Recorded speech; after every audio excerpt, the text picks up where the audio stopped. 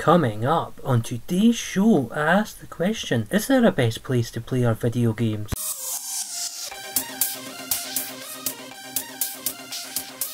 Hello YouTube, it's PS3 Gaming Scotland here and welcome back to another video. Hope you guys are well and gaming lots. So in today's video I'll be asking the question, where is the best place to play our video game? Now before we get into the video, as always, please remember to like, comment and subscribe and let me know what your thoughts are down below in the comment section. But yeah, let's jump into today's video. So when I was coming up with today's video idea, I was looking like I always do in my Word document full of video game ideas for videos, and I sort of tweaked a couple of ideas into one, and I wanted to ask the question, where is the best place to play our video games? There's obviously no right or wrong answer to these questions. This is just a bit of fun. I like asking questions in daily life, and I also like to ask questions around the gaming industry and topics that are close to me as well. Now obviously growing up and still to this day, I have played a lot of games on the original hardware, primarily PlayStation based consoles. I have dabbled in like the handheld consoles of the PSP and PS Vita, but I like to primarily devote my time to console gaming. So obviously growing up playing the games on the original hardware was and still is to this day my preferred method of playing a lot of games, especially newer games and also sort of older titles through remakes and remasters. But as I'm going on more game hunting days out here and there, and also when I've visited some of the gaming museums of I think Rome and Berlin, really two fantastic gaming museums all about the history of video games. Got photos on my Instagram if you want to go over and have a wee look.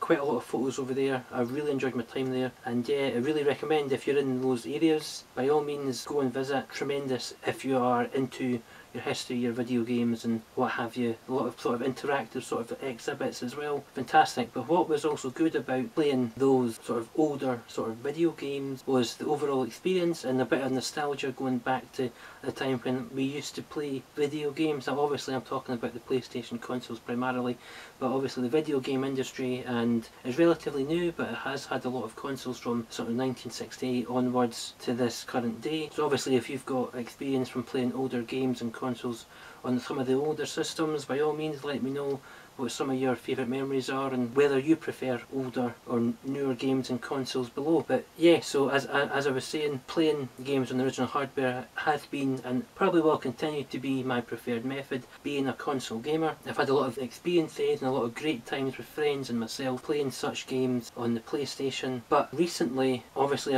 I want to try and be fair in this video, but lack of space is an issue because I want to get to a place where I've got my wee games room set up, maybe a sort of a YouTube type studio for like the YouTube videos, as well as a wee sort of area where I've got my sort of collection and sort of enough space to set up the old sort of CRT tellies and the old consoles. Nice sort of place to play original games on the original hardware. But until then, space is limited, and I realise that there's emulators out there to play the old classic. Today, from what I've read online, they are quite accessible. I've personally never played any emulators out there, so I can't really speak and talk about emulators in this video. However, with like a lot of older titles being remade and remastered, whether that's just getting the graphics updated or whether that's a totally new way to play old titles with a new fresh lick of paint in like today's gaming market on the PS4 and 5, that is sort of the sort of other sort of side of the coin for this video. I do love remakes and remasters. They're more accessible, they're probably a lot cheaper than some of the old classic style of retro video games, because prices for some of the games for whatever reason are hundreds of pounds, which is obviously a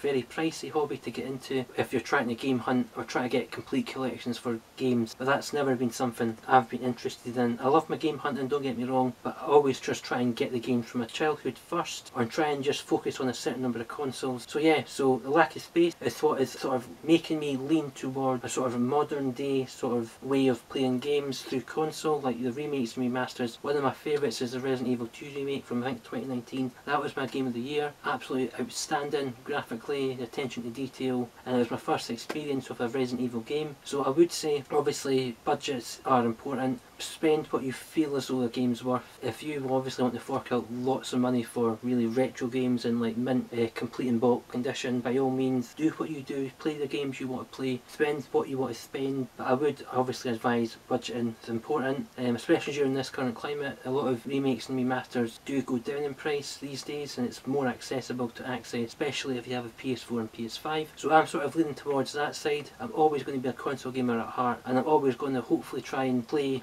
games on the original hardware that they're intended to play. But yeah, they are just sort of some of my quick thoughts about older titles on the original hardware versus sort of remakes, remasters. There's pros and cons on both sides, and at the end of the day, we're all gamers, we all want to have the best experience possible. So with obviously playing the Resident Evil 2 remake, that was my first experience of a Resident Evil title, and it was really enjoyable. Now obviously when I went to the gaming museums in Rome and Berlin, some of the games, some of the older games have not aged very well, and that can maybe put some people off playing those titles in 2023 in today's climate, if you're especially new to those games. But obviously with a bit of nostalgia and a lot of good memories and things with friends or playing games by yourself, that might get you over that initial sort of, oh god, sort of hurdle when you're playing some of these games. And you have to also bear in mind that the limitations of the hardware back then were quite significant, like the original Tomb Raider. Some of the sky is totally black because they didn't have the necessary like hardware limitations and stuff like that to